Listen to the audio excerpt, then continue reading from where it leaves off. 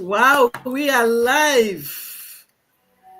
Ndebe anyị abịakwa ọzọ. Daalụ n'orie ndị ụtụtụ ọma, ehihie ọma, mgbede ọma na mpaghara ụwa niile nke na-ekiri anyị. Anyị abịakwala ọzọ. Anyị wụ ụmụ nwanyị na-azụ azụmahịa igwe. Anyị wụ odogwu n'onwe ya, anwụghị odogwu ka anyị bụ. Anyị abịakwala ọzọ n'ụbọchị taa. Anyị na-asị unu ka unu jide popcorn unu na mmanya unu. Bịa kunu nke anyị ji bịa n'ụbọchị taa. Aha nwa Nwaada Doris ebikwanụ m Island. Mụ na di m na ụmụ m. Unu ewekwala iwe o maka na ya abịa ọsịsọ. Otu awụ otu anyị na ha bụ unu ma na anyị na-ebu ibu karịa otu a. But business anyị nwere ihe anyị na-celebrate today na USA. Anyị na-celebrate 51 years anniversary anyị na business. So ile anya gị hụ na ụmụnne anyị niile ha gara ebe ahụ ka ha ga celebrate anya. But anyị nwawu ndị na-enweli ike ịga anyị asị ka anyị bịakwa nọchite anya ha n'ụbọchị taa. Ka m kwuburu bifo, ọ mụ awụ Nwaada Doris ebikwanụ m Island. Ana m azụ ahịa igwe a. Mụ na ụmụaka atọ ka m mụrụ na di m. Anyị bi Island. Mana so ọ bụrụ na anyị nọ ebe a gị na-ekiri ya, ọ bụrụ na ị chọrọ ihe ị ga na-eme na-enweta ego, ya ọkwa na ị chọrọ ihe ị ga na-eme gị, ya ọ bụrụ na ka ime ịgbachi ihu gba akụ na ụba nke ga-edu gị na nka, nke ga-emekwa iritu gị hapụrụ ụmụ gị ha ebidokwa from ebe ị kwụsịrị. Azụmahịa agawa ihe dị mma maka ha ka anyị na-arụ. Anyị na-etinyere ndị ode otu aka ha ebido zụwa azụmahịa nke ha. Daalụ rie nne.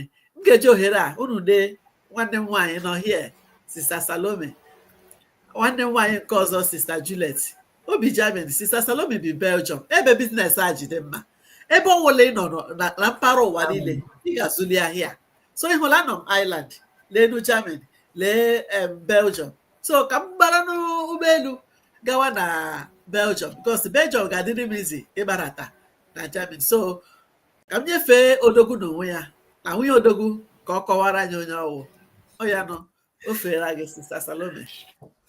Igbo ndị ọma na-ege ntị, ekene amụ n'ụdaalụkwa n'olie nne Sister Doris, Chukwu gozie gị n'ohere ma nke nyere m n'ụbọchị nke taa. Yes, odogwu onwe ya anya bịagwu, ụmụ nwunye odogwu fa anyị abịala n'ụbọchị nke taa. Ndị Igbo, bifo anyị na-ebido ka m kọwachara na onye mbụ nwekwa mụ Nwaada Salome Otisi nke bi n'obodo nke a na-akpọ Belgium. Ọ bụkwa na nwa afọ Igbo, Abia steeti. Yes, ebe a nka m chiri pụta. Ana m azụ afọ igwe, na-azụ arụkwa ọrụ, bụrụ nne ụmụaka. Ana m asị ka unu bịa bụrụ nne oche dịka unu na-esi anọnye bụrụ anyị mgbe izizi. Bịa ka anyị kwuo otu ahịa anyị si dị, bịa mara ihe nke nwetara n'ụbọchị nke taa. Daalụkwa n'olie nne. Daalụ rie nne Nwaada Salome. Ngwanụ ka m werezie n'ụgbọala gawa maka na ọ dịzi nso from ebe Salome ha ịga na ọ dịzi nso ebe ahụ. Ka m were ụgbọala sizi na backyard bata bugara Sister Juliet. Ngwanụ Sister Juliet were jide ka ị kọrọ anyị onye wụ, ka ị kọrọ anyị ebe ibi. Ụmụnne m daalụ unu. Sister Doris daalụ. Ndị Igbo ekene m unu. Onye ọbụla daalụ. Ekene m unu onye ọbụla ebe ọbụla unu si anọnyere anyị. Asị m unu ndeewo. Aha m bụkwanụ Nwaada Juliet, ebikwanụ m Germany mụ na ezinụlọ m. Eji m ụmụ ịtọ. Ana m azụkwa n'ahịa igwe nke a na-azụ online nke a na-akpọ digital marketing, na-enyere ndị mmadụ aka na-emepere ha online digital marketing. So daalụ ụmụnne m. So nọrọ ka unu nọnyere anyị n'ihe anyị bịara ime n'ụbọchị nke taata. Daalụ. Daalụ rie nne. Unu ahụla anụ akụkọ nke anyị ji bịa n'ụbọchị taa. Daalụ rie nne. Akụkọ nke anyị ji bịa n'ụbọchị taa wụ ihe ndị oyibo na-akpọ self-doubt and how we are going to overcome it. Ka ihe wụ self-doubt ị nwere ike ịjụ ya. Self-doubt wụ mgbe ị nọ n'onwe gị, onwe ihe ọbụla ị na-ekweta na ị ga-emewu n'onwe gị. Ihe ọbụla asị gị mee ihe gị bụ ụzọ gwa onwe gị na ị ga-emeli ya. Adịkwa hala onwe gị otu ahụ, ị gaa ebe ahụ onwe otu ị ga-esi meta ya. Ị nwere ike gị jụọkwanụ ka ihe na-ebutekwe ndị self-doubt a na-ekwu okwu ya. Ihe na-ebute ya wụ ụjọ, ma ihe nke meburu mgbe gara aga, emebe imere ihe mgbe gara aga imete ya ọfụma, gị werezie aha ahụ nye onwe gị na onwe ihe ọbụla ị na-emete, onwe ihe ọbụla ị datara na mmadụ. Ọ bụrụ na ndị ebe anyị chọrọ ikwu ha sị na onwe ihe ọbụla mmadụ datara na mmadụ. Mgbe ị bidoro na-agwa onwe gị otu ahụ ka ọ ga-adị. ifuru before self gị ga ihe ibulu ụzọ kpọọ onwe gị resort gwa sị gị onwe gị na onye dara ada ka ịwụ ọ ya wụ ihe wụ n'ụdị self doubt anyị na-ekwu okwu ya ọ ihe jọrọ njọ nke ukwuu maka na ibu ụzọ were ọnụ gbutuo onwe gị n'ala ka ihe Baịbụl kwuru ọ sị na ire a dị ike na ihe ọbụla ji ire a kwuo ị ga-eji ya mezie iwere ya mebie so ọnụ a na ire a ị nwere iwere ya kwuo ezigbo okwu banyere onwe gị ma ụmụ gị otu ahụ ka ọ ga-adị iwerekwana ya kwuo nke ọjọọ otu ahụ ka ọ ga-adị ihe Baịbụl kwuru ọwụ anyị wakwuru ya so ibu ụzọ gị gwa onwe gị si na onweghị ihe ọbụla ga-emete gị hụ onwe gị ga-emete ha ahụ ị nwere ike gị bịa sị oke ke ihe ị ga-eme ka ị nwere ike si na ihe ndị a pụta ka ị na-agwa onwe gị ihe dị mma ihe ofu ihe mbụ ị ga-ebu ụzọ mee wụ ị ga-ebu ụzọ gwagodo onwe gị bifo ebido ihe ị ga-asa onwe gị otu anyị na-etu onwe anyị nwunye odogwu ma erugo ebe a ma erubeghị ya nwunye odogwu na onwe ya ka ịwụ ị ga-ahụ mgbe na-adịghị anya anyị ga-awụ odogwu ahụ so this self doubt anyị na-ekwu okwu ya ibu ụzọ gị gwa onwe gị ihe ọbụla ị na-eme Baịbụl sị ka ihe o kwuru ka ihe Baịbụl kwuru ọ sị na I can do all things through Christ who strengthens me. Ị gwara onwe gị otu ahụ ọ sị onwe nke ọ tụfụrụ ya nwe ihe niile ị ga-emeli ihe niile maka na Kraịst so gị so ibu ụzọ gị gwa onwe gị otu ahụ ị ga-emeli ihe ọbụla na gị ime gị gwa onwe gị na ị ga-emeli ya ị ga-ahụ ị ga-esi na okwu aga m emeli nke a aga m emeli gị ga-esi ya pụta mmanụ ka m nye nwaada Salome ka ọ gwa anyị ihe o chere ga-awụ ihe ga-etinye aka anyị esi na mgbe ọbụla aga m emeli nke a aga m emeli anyị esi ya pụta ngwanụ sista Salome kọrọ anyị ihe i chere anyị nwere ike ime ka anyị nwere ike esi n'ọnọdụ apụta maka wee ọnọdụ kwesịrị na mmadụ ịnọ nwanne m nwaanyị daalụkwa Chukwu gọzie gị isiokwu anyị nke ụbọchị nke taa mara mma ọ isiokwu dị mkpa na mmadụ ga-enwe n'ime ndụ ya mmadụ ga-enwe okwukwe dịrị njikere ihe ọbụla nke ọ na-afụ n'ime ndụ ya ihe a na-akpọ self doubt ọ ihe ọjọọ ya mere m ji si ụbọchị nke taa ka m gwatụkarị unu onye ndị obodo oyibo na-akpọ confidence otu ị ga-esi nweta obi isi ike dịka nwanne nwaanyị jiri kwuo iji nwee okwukwe sị m ga-eme ihe a maka Baịbụl sị na ike dị na okwu ọnụ ike dị n'ire kedu ihe bụ ihe nke m chọrọ ikwu focus on your strength ị mara ebe ahụ nwee ikike gị mgbọrọgwụ gị ji sie ya ike gị were anya gị dosa n'ime ya sosie ya ike ọ ga-etiri gị aka na ndụ kedu otu ị ga-esi efocus on your strength ụfọdụ ndị mmadụ na-eme ha na-ekiri ha na-ama ihe ha mepụtara mana n'ụbụrụ isi ha emetem ha were negativity na-ebi odo na-aga ha nọzi echeta ebe a ha metere arụ m chọrọ itinyewo weta akwụkwọ detuo all your skills otu ị na-esi arụ ọrụ otu ị na-esi tactics nwere ị na-eji azụ azụmahịa ma ebi ndụ detuo ya gị bịa were ofu akwụkwọ detuo ihe niile nke ị nwetara your wins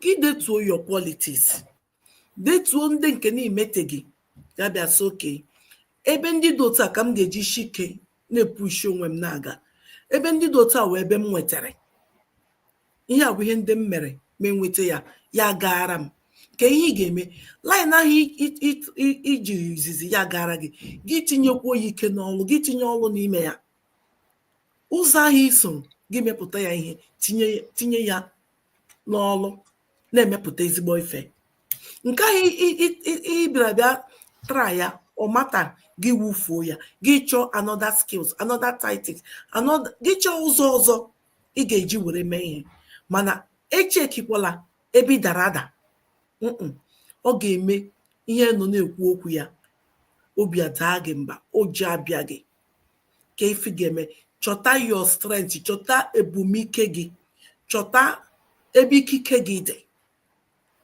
o nwekwara ndị ikike ha dị n'okwu ọnụ ipush ha pụta ebe asụ oyibo gị chi ma ahụ dọkịta ha sụọ ha edededede mana ị gaa na bank akaụntụ ha ebe ahụ ka ike ha dị to convince people otu a ga-echikwa mmadụ okwu onye abata soro mee ihe So chọta ihe ebe ike gị dị, then you focus on that.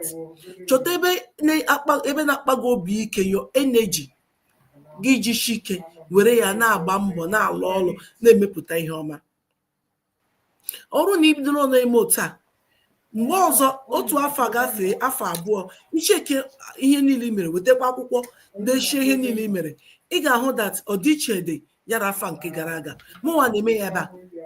Every year mecheke kedu otu m jiri mete afọ gara aga, ihe niile m deturu, nke a enwetara m ya, nke enweta m ya, nke enweta m ya, kedu ihe mere na-enweta m nke a, mechie njigharịa, chọọ ụzọ ọzọ m ga-eji mee, mara ka ọdịiche ga-adị na nke ahụ. Afọ gara egwu mechekikwa ọzọ. So mgbe ụfọdụ m eme ya every 6 months. Kedu ebe m nọ ugbu a, kedu ihe m kwesịrị ịgbanwe, kedu ebe wu ike m, kedu ebe wu ọdịda m. Gị cheki ya, evaluate yourself, gị focus na ikike gị. Ụmụnne m daalụkwanụ, ka ụzọ hapụ ịdị ụzọ adịgo na background m. Mgbanụ nwanne m nwaanyị ka m nyeghachikwa gị, jisie ike. Thank you. Wow, daalụ nne Sister Salome. Unu anụla n'ihe o kwuru na ụzọ ị ga-esi wepụta onwe, ụzọ ị ga-esi pụta na ikwu okwu, ị ga-emele ha, ị ga-emele na self doubt, ụzọ ị ga-esi pụta ya. Ọ sị na ị ga-ahazi onwe gị ọfụma, gị ihe ọbụla ị na-eme, gị desa ihe ọbụla ya gaa n'usoro. Mgbe ahụ ọ gara n'usoro, tụ ọ ga-etinyere gị aka, ile anya gị ivunu ebidobedo exam, ebido ọnwụ na exam kwuru na-aga, gị nwa na onwe gị mara go na pass gị already. Ma ọ bụrụ na interview ka ị na-aga, gị onwe gị mago na pass gị already. So self confidence ọ dị very important. Before kwa gị nwee this first self confidence wụ na ị haziri onwe gị ọfụma, gị tinyecha ihe ọbụla usoro otu o kwesịrị isi gaa. Ihe ndị ọwụ ime ya o tinyere gị aka, gị gwazi onwe gị apasigo m, ọwụ na ude ke na-aga, ma ya ọnụwụ na interview ke na-aga ime, gị bụ ụzọ gwa onwe gị na pasigo ya already, and ị ga ebe ahụ ị ga-apasị ya. Daalụ rinne odogwu na onwe ya. Ngwanụ ka anyị werezie gawazie na nke Juliet ka ọ gwa anyị ihe o chere anyị ga-eme ka anyị nwere ike si na self doubt apụta. Ngwanụ Sister Juliet.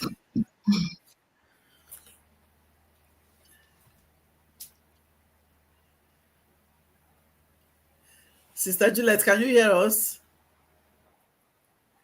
Yeah, I can hear you now. Okay. Yeah, so go on. I can hear you. Yeah, go on. Ụmụnne m daalụ, Sister Dorins daalụ. Okay. Ihe anyị na-ekwukwa n'okwu ya today bụ self doubt, because ihe ọbụla mmadụ na-eme n'ụwa, iburu ụzọ were ụjọ bido ya, ọ na-enye nsogbu. Ọ bụrụkwa na ụjọ ama atụ gị, bet ekwezina ka ụjọ ahụ karịa gị, because mgbe ọbụla ọ karịrị gị, ọ bụ na ọdịda abịawago. So ihe mma ga-etinyekwanụ bụ action, because na ọ bụ na itinye action n'ihe ị na-eme, ịghọtago, na-practice ihe ahụ ị na-eme. Nwa onye bidoro ihe tata bụrụ expert. Ihe niile bụ ọmụmụ. Ọ bụrụgodị na career ị na-eme, ọ bụrụgodị na azụmahịa, ma ọ bụ na relationship gị, ihe acha ụzọ m na-ewetagasị aka. Ihe niile a bụ gịnị? Ọmụmụ. Ọ ka ị na-amụta, ị na-egro, ị na-amụ ihe ka ị na-egro. Ịghọtago? So mmadụ bịa nwee self doubt ahụ azụmahịa, amarọ m ihe bụ ihe gbasara digital marketing, mana ihe niile a bụ ọmụmụ ka m bịa na-ele enu ya, ka ị na-amụ ya, ka ị na-egro, ka confidence ahụ na-abata, dịka Sister Salome si wee kwuo. Because na confidence ahụ bịa, ịhụ na gị na onwe gị istandigo, imerigo that self doubt ahụ. Mgbe ị bịasị n'ime emenwu ya, onweghị onye bidoro ihe tata machara ya, mana ibido ya na-amụ ya nwayọọ, ị na-egro. So ụmụnne m, ihe m na-ekwu, self doubt ọjọka. So ekwena ka self doubt karịa gị, tinye action, because na action ahụ ị na-etinye n'ihe ga na-eme gị ị na-egro kwa mgbe. So ọ ihe m nwere ike ikwu na ihe gbasara okwu anyị na-ekwu tata. Daalụ Sister Dorins. Daalụ nne nwanyị ọma. Unu anụla n'ihe o kwuru. Ọ sị na action. Ọ ya nọ. Mgbe bịa build onwe gị nwee self confidence. Gị bịa wepụ echiche ihe ọbụla ihe imeburu mgbe gara aga na imete, ma exam ilere mgbe gara aga ịdara ada, ma ihe imeburu before imete ya, ma iwufuru ihe ndị ahụ n'azụ, lewe anya n'ihu. Gị bịa build your confidence, take easy action. gwazie m ihe ị ga-eme. Ị ga-apụtanụ from that. So daalụ rienne. Otu a ka ọ hakwa anyị n'olu.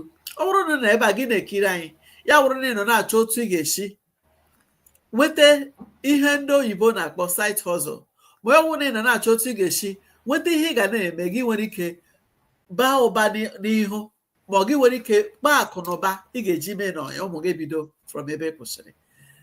Azụmahịa anyị na-azụ ebe ị kwesịrị ịbata. So ihe kwesịrị ihe ị ga-eme wee ebe anyị nọ na-ekiri anyị, ma ọ dị ga-ekiri anyị n'ime emechaa, mee ozi ebe ahụ gị gwa anyị n'uche gị dị ya, hapụzie ya, anyị ga-abịaziza gị gwa gị ihe ị kwesịrị ime ka ibido azụmahịa nke gị. Otu a ka ọha anyị dị n'olu. Daalụ rienne. Unu ga-ahụkwa anyị n'ụbọchị ụka ọzọ na-abịanụ. Daalụnụ. Bye.